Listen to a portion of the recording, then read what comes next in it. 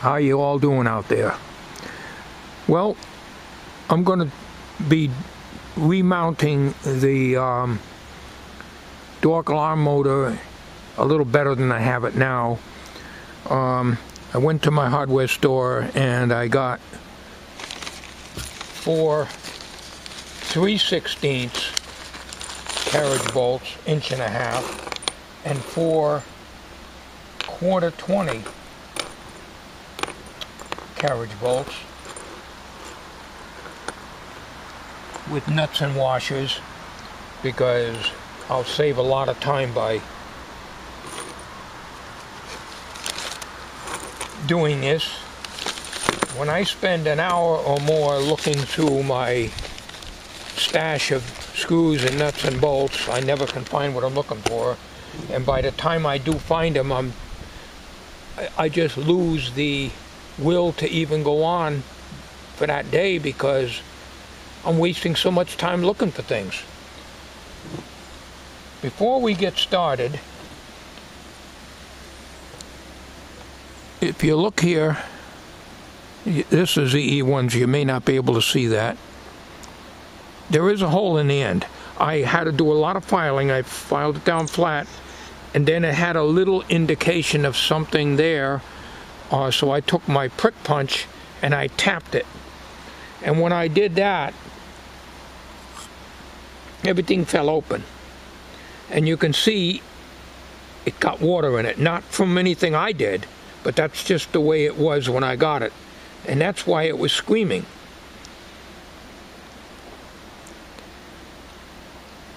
So, this strong magnet pulls it right in. So, as soon as I tapped this very gently, the bearing got all locked up. When I put it on my power supply, it started smoking, so we can't use that. So we're not going to even worry about that motor. I'm glad we got that one from Owen. And that's what happens with these car window motors when you get them. You really don't know how they are inside, because water gets into the side of the door and eventually works their way into the motor. So we can't use that. I'm going to get Uncle Dorkel out on the bench now. All right, what I'm going to do now is I'm going to remove the arm motor assembly from inside the body here. Now, if you look here, I've got 2 bolts. One here, this is a 1/4, which is way too long, but it's what I had on hand. Here is another one. I believe this is 3/16, but also it's too long. I had to put 2 bolts here, but the top is not supported, so it's kind of like flexing a little bit. So I want to remove this, and I want to put a 5/16 on the top and remove this. You really only need one on the bottom and another one way up on the top, but it's going to be very hard for me to get a drill in there. So before I remove this, I want to try to get a little pencil mark on the inside and try to get a drill or maybe a awl to push through there. But a lot of this material is like 1/4 plywood on the inside and then cardboard on the outside in order to give a support for the motor. So this whole thing is not only cardboard, it's got wood in there too. All right, this bolt is way too long. This is a 1/4, and it's about 2.5 to 3 inches long. And I have to turn the bolt from here to get it out. So we got to put a shorter bolt in there if we use this hole at all. That's way too long. So, all right, now we got the 3/16 down here. That's really all we need, because this bolt is in the way of the mechanism. You know, it goes underneath the mechanism. It doesn't interfere with it, but it just gets in the way. What I need to do is to make a a hole higher up, but it's really up near the top, so that I can support the board, because the board's only supported by the bottom and all the tension is being pulled at the top, and it's not good. So I think what I might have to do, got to remove this now. We got a 7/16 nut down here. We got to pull this whole thing out. Okay, so this whole thing will come out once I get this here. Now this rope is purposely loose here. I did not cut this, and it slips. Well, you probably can't see that.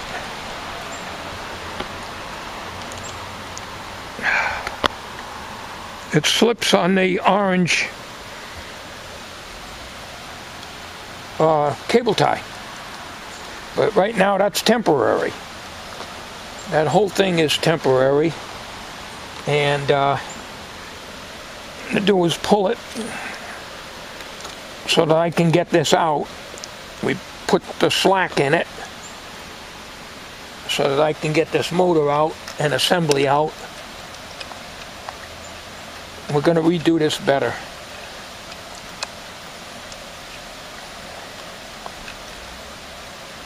I'm not going to be able to do anything with the left arm, because that other motor, as I showed you, was completely shot, and that explains why that was screaming. Okay.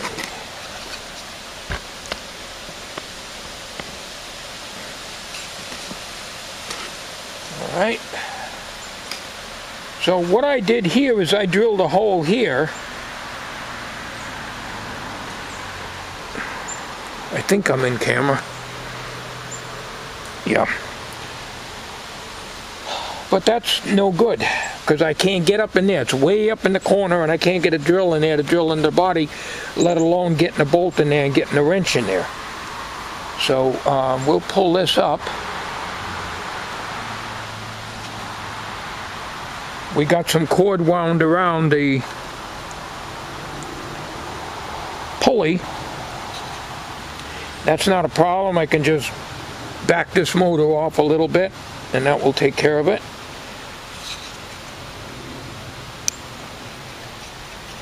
Alright, I had to take off the whole assembly here so I can put a 5/16 carriage bolt down underneath here. And I drilled a hole right under here. So now I've got a top support.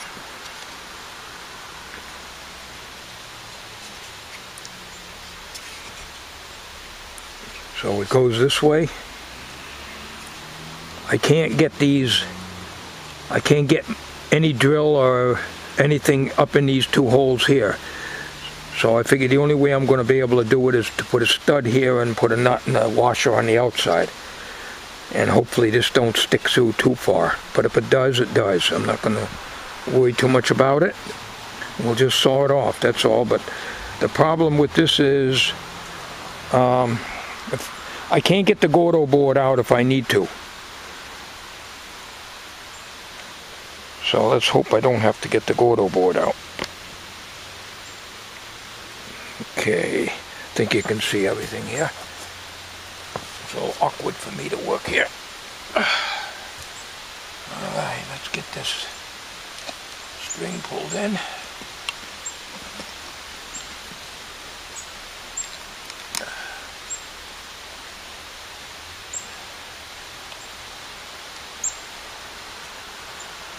Now, what I got to do here is to put my locator bolt in the bottom here so I can line it up. And this will be one of the mounting bolts, but it's going to be a carriage bolt. And if wash over it and a nut over it. And I got a 1/4 20 in here, and I'm not using this one. I'll show you why I'm not using it. Originally I had these 2 bolts holding it. Okay, now this is a extra long 1/4-20. It's the only one I had till I went to the hardware store to get the shorter ones. Because of the body of this here was in the way, so I was taking short strokes with the open end wrench, taking forever to tighten it up.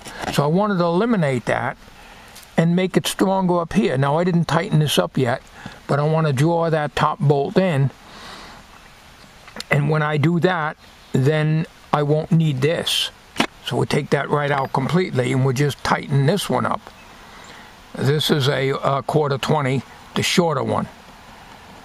What I wanted to make this so that I can remove it if I have to get to the Dorkel, the Godot's board. But it's still a hassle, but not as bad as it was. Now, this is 5/16, so I probably could have used 1/4,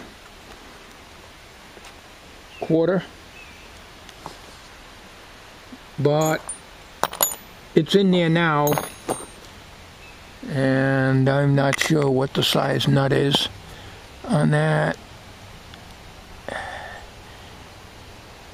3/8, that's 3/8.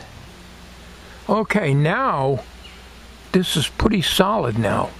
Socking this down and socking this one down, you can see it's a stud out here, but I don't dare cut that off because I bugger up the threads every single time I do that. So it's not in the way of the arm. You can see the arm how it is. It's not in the way of the arm at all. And this will be under the shirt. I figured I'd get 1.5 inches because I didn't know how thick this material is. And yeah, like I say, you got cardboard and particle board and everything else in here. You can see all the mess of all the drilling and everything. Alright, so we're going to leave this off, but we are going to try it out to see how it works.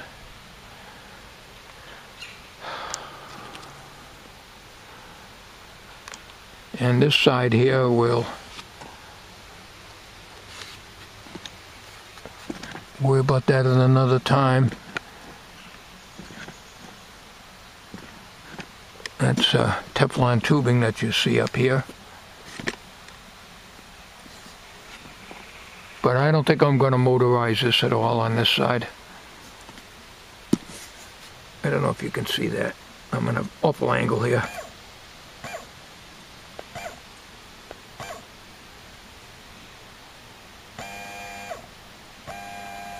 There's a lot of slack to pull up on that. I wish I can show you this, but I can't do that and hold these battery terminals too. Let me see if you can, maybe you can see it now. See, it's winding up on the spool. And there goes the arm.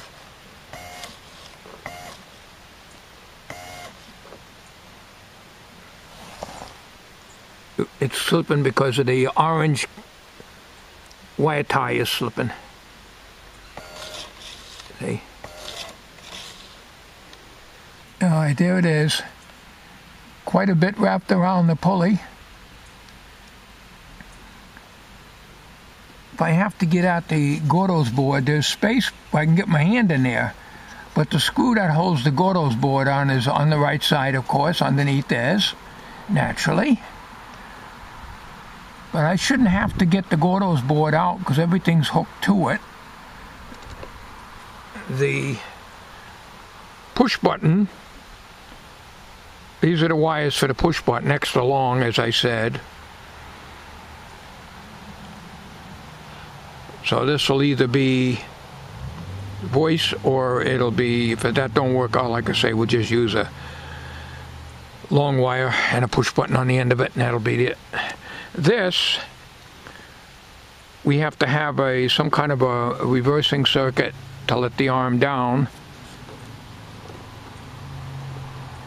And what I want to do, if I ever have to take this motor assembly out, of course, you loosen this. This is captive on the board with a nut, so it's not going to turn. and it's a carriage bolt, and that will bite into the wood. This bolt, of course, is what I just showed you on the inside. So when I have to remove that, I just take this bolt out and loosen and take this nut off and washer. Then I gotta release the slack that's in here, that's wound around on this, to get the whole thing out. So it may be temporarily clamped here in case I have to take the whole thing out with the cord and everything. In other words, we don't want to shorten the cord. There's still plenty of room on the pulley, as you can see.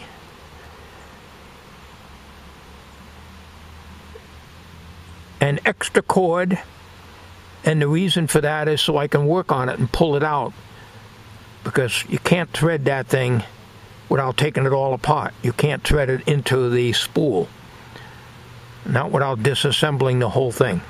Okay, so that's all I can do now until I come up with a sequencer circuit or something for this. And all the cord now is on the pulley inside, and having the arm rest like this is fine. It makes it easy for me to transport them. In other words, the arms don't have to go all the way down. See?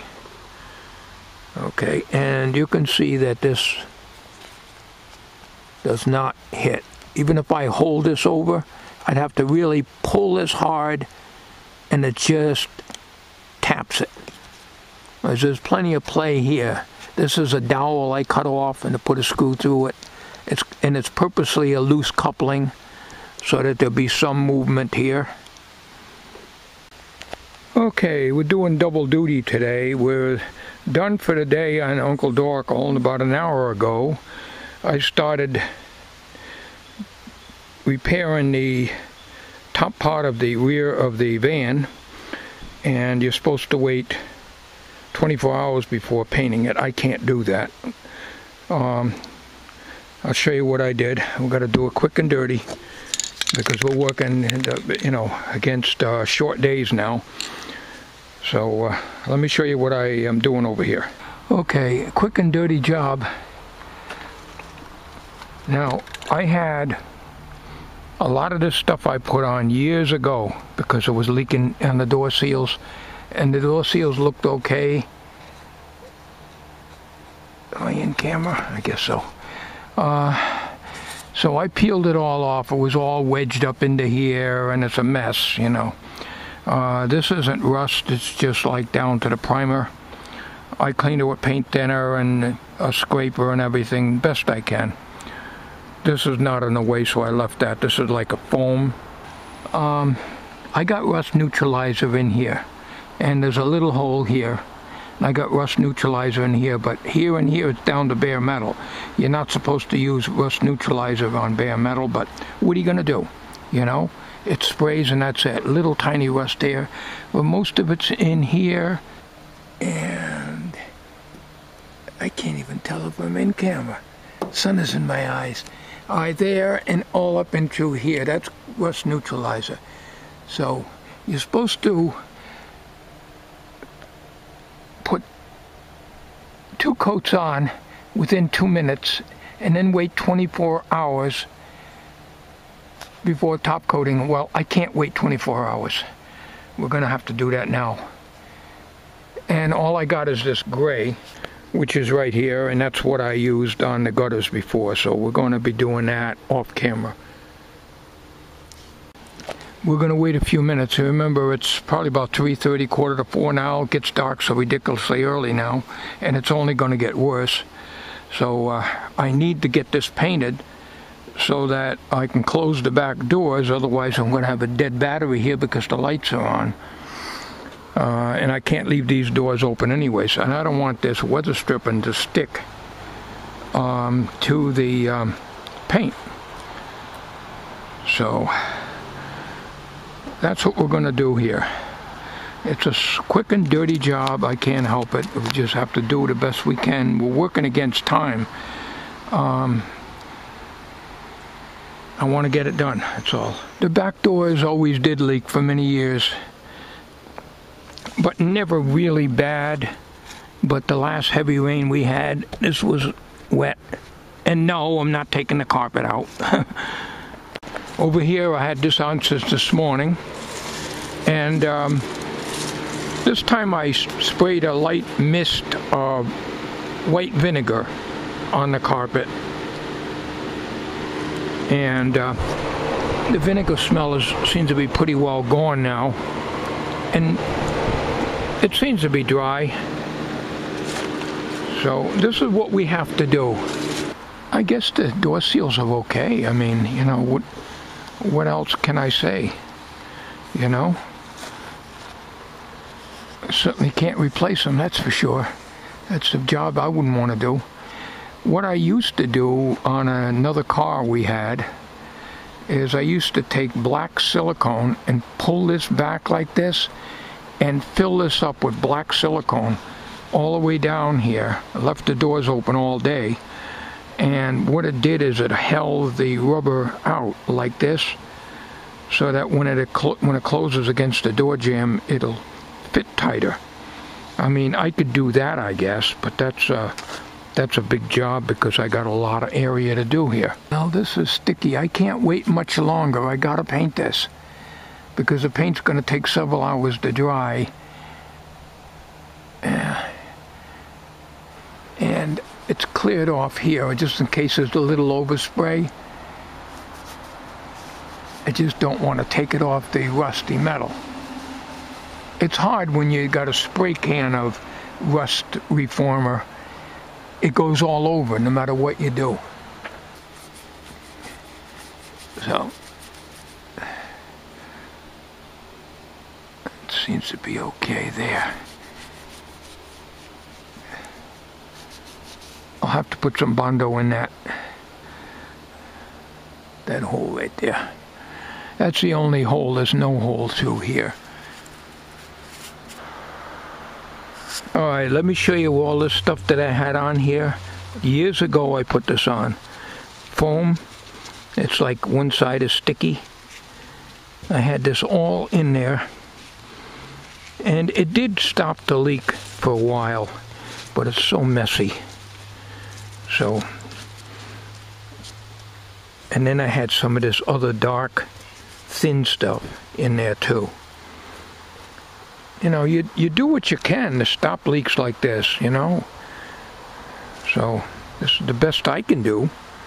So I'm hoping that after pulling all this stuff out, this don't start leaking like a sieve. There's nothing I can do about it except go out and buy more of this and redo it again. That's all I can do. Okay, I'm gonna put the next coat on. I'm gonna have to do it in a few more minutes here, whether that stuff is sticky or not. I can't wait the 24 hours. I want to get that thing done. So, and Dorkel is pretty well set for today.